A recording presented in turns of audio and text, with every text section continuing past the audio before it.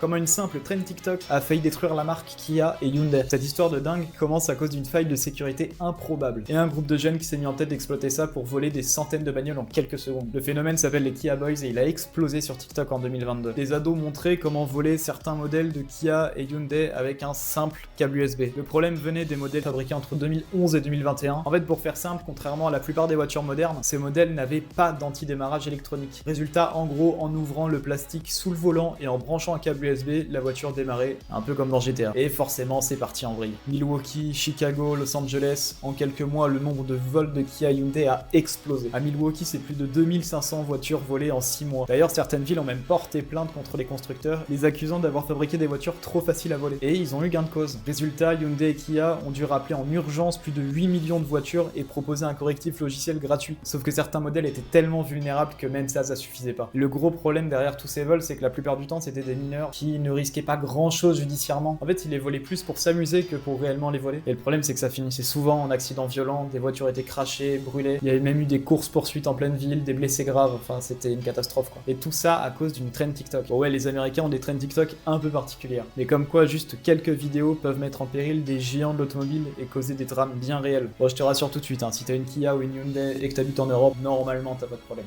Bienvenue sur Cruise, si vous avez aimé, abonnez-vous. On fait 2 vidéos par semaine sur globalement tout ce qui a 4 roues et qui va vite.